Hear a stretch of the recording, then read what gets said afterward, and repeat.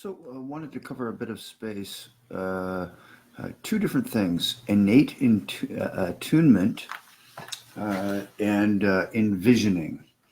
So, two different concepts, quite different.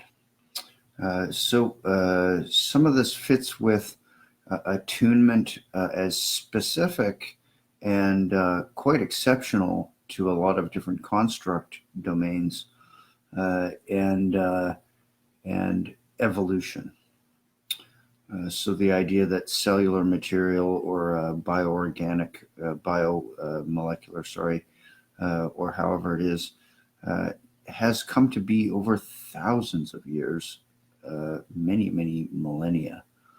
Uh, so attunement, okay, is where you have an affinity that becomes physical with biophilic or attuned space where you practice emoting to other living organisms, that there's an emotional presence there.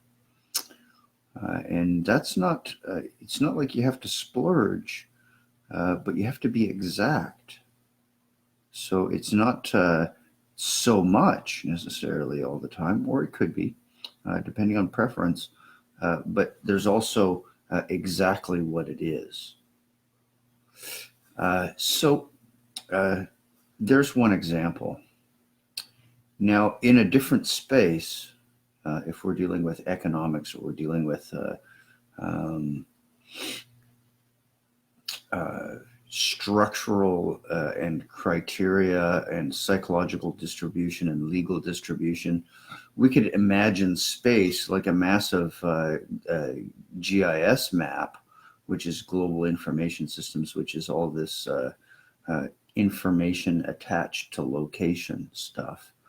Or we could sort of feel the topography. So there's attunement there too. Knowing what the psychology would entail. Oftentimes we'll twig to collective consciousness far before it becomes prevalent as normalcy, if there's movement. But in the case of climate change, where there's context awareness as diffusion, and then there's so we're telling each other and we're experiencing, and there's press lines from outlets that we appreciate and want to know more about, some of which might be strict climate science, some of which might be just a bite of policy movement, some of which is not so good, some of which is just amazing. In that space between attunement and envisioning, sometimes we might envision something and describe it with each other. So there's a structural formation for where we're at with movement and criteria or physical or inflection or harmony. I like to think of physics and some of the basic molecular functionalities as envisioning. And the more you rely on evolution, the more correct you become. However, if it's always purely construct, then you'll lose sight and become engaged in the space where all there is construct. And so there's thresholds, right? Sometimes we'll describe things to each other, and in a moment we both have the understanding that we can't actually perform a reclamation project because we're on the 22nd floor and all we're dealing with is money. So we're not out there with poplar whips, plugging them into the ground or what it may be. Also, what I discovered today is that, if there's gasoline in the or some kind of ester in the soil, it changes all of the nature around it forever in some ways, right? And so, in our emotional relationship with the space, it can affect us.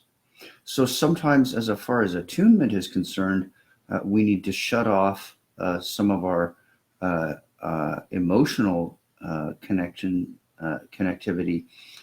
to what has been denigrated or disrupted. Disrupted is maybe not your favorite word for this context.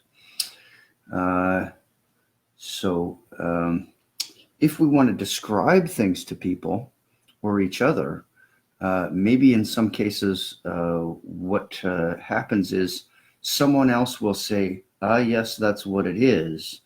But did you ever envision these criteria as they're moving in the circumstance? And there's a moment of negation, because what has happened in many cases is that we all have a master plan because it's something we're not supposed to talk about, right? Who wants to communicate about that? Because really, when we really discover what the physics and the criteria for our space in life is, we realize that it's been sold somehow. How could that be? So that has to do with, as well, granular attribution or computation and work. How many people, what sector? How much do we educate people for what we've got in mind? We need 100-year timeline because, and some of that's, what I read as a child in Time Life magazine. It was already a construct. It was a book. I wasn't sitting in the jungle looking at animals and realizing them directly, but I was amazed at how many animals looked so close to humanity. So in thinking about all this and in thinking about attunement, know where you're open, know where you're closed. It doesn't mean that you can't decide to have an effect on what's being destroyed if you choose to differ from the destructive economic benefit. But people come up with amazingly brilliant plans for what to do and how it's of value that's non-destructive. And so some of this is IMF input for things like guaranteed living wage, because the more flexibility we have to do a short personal improvement program, the better off we'll be generating value as a society that we're sure of. Okay. We eternalize things as selective. Some of that's our selective space with progeny. But as evolution and attunement, it's a single moment. And when they have an X-Files episode, about punctual evolution, evolution can decide to do anything. And there's a lot of loose space where what's not there becomes something new. All right, be well, and until next time,